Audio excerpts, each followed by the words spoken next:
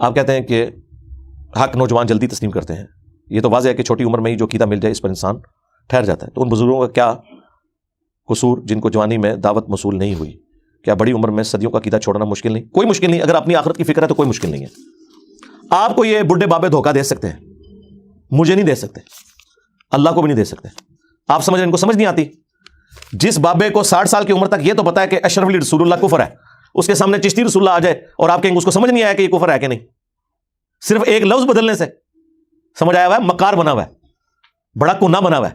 لیکن وہ گناہ بن کے صرف اپنے بچے کے سامنے یا آپ کے سامنے اپنی جھوٹی عزت قائم کرنے کے لیے ہٹ دھرمی پہ اترا ہوا ہے. اللہ کے سامنے چمڑی اترے گی اس کی, اور اپنے سامنے بھی وہ مجرم ہے, اسے پتا ہے. جتنے بابے چینج ہوئے نا ان سے آپ ذرا پوچھ لیں کہ آپ کو پہلی دفعہ بات سمجھ آ گئی تھی تو پھر آپ کو اتنا عرصہ کیوں لگا. وہ آپ سے یہ کہیں گے سمجھ تو آ گئی تھی لیکن ہم یہ سوچتے تھے. تو جب آپ سوچ رہے تھے تو یہ شیطان کہتے آپ خود سے چڑھے ہوئے تھے. اللہ نے آپ کو پہلی دفعہ ہی بات سمجھا دی تھی. میں نہیں اس بات کو مانتا کسی کو بات سمجھ نہیں آتی, اور جس طرح میں نے بات سمجھائی ہے اس طرح تو کوئی بیوقوف آدمی بھی نہیں کہہ سکتا مجھے سمجھ نہیں آئی, کیونکہ میں نے آپ کے اصول کے اوپر سمجھائی ہے. یعنی میں نے جب دیوبندیوں سے پوچھا تمہیں بریلویوں سے کیا مسئلہ ہے, وہ بھی انفی تم بھی انفی, ایک باب تم دونوں کا, فقہ ایک. وہ کہتے ہیں بریلوی قبر پرست ہیں, یہ کہتے ہیں جی قبروں سے بھی ملتا ہے. تو میں نے جب بتایا کہ قاسم نوتوی مرنے کے 6 سال بعد قبر سے نکل کے دیوبند کے 2 مولویوں کی صلح کرا کے واپس چلا گیا, خواب میں نہیں بیداری میں ہوں, تمہیں گل نہیں سمجھ آ رہی. اس کے بعد اگر کوئی شخص یہ کہ مجھے پتہ نہیں چلا, بریلوی تو کہہ سکتا ہے مجھے پتہ نہیں چلا, کیونکہ یہ مثال میں نے دیوبندی اگر کر رہا ہے تو مکاری کر رہا ہے. اس طریقے سے جب ایک بریلوی سے پوچھا کہ تمہیں دیوبندیوں سے کیا مسئلہ, وہ کہتے ہیں ان کے بزرگوں نے گستاخیاں کی ہیں, اشری تھانوی نے وہ کلمہ اپنا انڈورس کیا تھا. اور میں بریلوی کو کہتا ہوں یار یہ تو اشری رسول اللہ تو تھا بالکل, وہ بھی کفری کلمہ ہے, لیکن یہ چشتی رسول اللہ نکلا ہے. اب یہ جو مکار بیٹھا ہوا ہے تو اس کو نہیں پتا چل رہا کہ چشتی رسول اللہ بھی غلط ہونا چاہیے. اس کے بعد وہ کہ نہیں وہ تو 90 لاکھ نو کلمہ, اور چھڑ 90 لاکھ نو اے 10 کے کفر ہے کہ نہیں, کتابیں تبدیل چھڑ, کتابیں تبدیل ہو گئی ہیں. اعلیٰ حضرت نے بھی سبع سنابل دی تعریف کی ہے جس کے اندر یہ لکھا ہوا ہے. چھڑ کتنے جائیں گا, بالکل تنو آخری درجے تک چھوڑ کے آواں گا. جب بالکل سب کچھ ختم ہو جاتا ہے اس کے باوجود نہیں جب مان رہے تو آپ کیا سمجھیں گے یہ ان کو سمجھ نہیں آ رہی.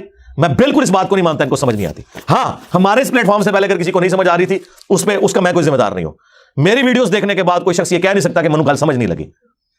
سمجھ لگی ہے, بڑی صحیح سمجھ لگی ہے, اور تائیں تڑکا بھی لگیا ہوا ہے. ہاں ورنہ تو اتنے لوگ بولتے ہیں کسی کا تڑکا نہیں ہے, انجینئر کا تڑکا کیوں سارے لگ گیا, کیونکہ انہیں پتا ہے اتنی معقول بات کر رہا ہے کہ ایک کام پہ گیا ساڑھے فرقے نال. دنیا کا ہر عالم, دنیا کا ہر محقق اپنی زندگی کا مشن یہ سمجھے ہوئے ہے کہ مرنے سے پہلے ایک کلپ انجینئر کے خلاف میں نے ضرور ریکارڈ کرانا ہے. میں اپنے رب سے توفیق مانگ رہا ہوں کہ انشاءاللہ میں نے اس کا راز ضرور کرنا ہے. تو رب کو یہ توفیق مانگ کے میں قرآن و سنت خود بھی چلنا ہے, لوگوں کو بھی چلانا ہے. ہر بندے کا مقصد یہ ہے. آپ سارے علماء جتنے یہ یوٹیوب پہ آئے ہیں مجھے بتائیں, ان کی 100 ویڈیوز ہیں نا تو 80 میرے بارے میں ہیں. آپس میں ایک دوسرے کو بھول ہی گئے ہیں. اس کا مطلب ہے کہ ان کو سمجھ آ گئی ہے, اور ان کو یہ بھی سمجھ آ گئی ہے کہ ہماری عوام کو بھی ہماری 2 رویاں پتہ چل گئی. تو میں تو اس بات کو مانتا نہیں ہوں. علی بھائی میں گورنمنٹ اسکول ٹیچر ہوں, بچوں کو تعلیم القرآن پڑھاتا ہوں, اپنی کوشش کرتا ہوں کہ بچوں کو قرآن سنت سے جوڑوں, لیکن بچوں کے والدین سے بہت نیگیٹو تاثرات آتے ہیں. حتیٰ کہ 1-2 دفعہ تو وہ اسکول آ کر زبان درازی بھی کر گئے. اگر تو آپ قرآن کی تعلیم دینے کے لیے اس اسکول میں اپوائنٹ کیے گئے ہیں پھر تو آپ ضرور قرآن کی تعلیم دیں. اگر آپ میتھ پڑھانے کے لیے تو مہربانی کر کے میتھ ہی پڑھائیں, قرآن نہ پڑھائیں, وہ آپ کی کوئی ذمہ داری نہیں ہے. اور یہ اپنے شعبے کے ساتھ خیانت ہے کہ کوئی شخص فزکس پڑھانے کے لیے پروفیسر ہے کالج کے اندر اور ساتھ وہ اسلام پر اڑ. کیونکہ اگر تسی اسلام پڑھاؤ گے تو اللہ دے بندوں پھر ایتھیسٹ انگریزی پڑھانے یا رچرڈ ڈاکن کی کتاب کا بھی تعارف کران گے.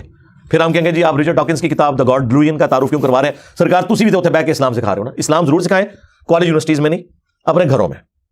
کالج یونیورسٹی میں آپ نے وہ چیز جس کی آپ تنخواہ لے رہے ہیں آپ بس وہ کام کریں, اس سے آگے آپ کو کرنے کی اجازت نہیں ہے, ورنہ اس سے دنگا و فساد کھڑا ہوگا.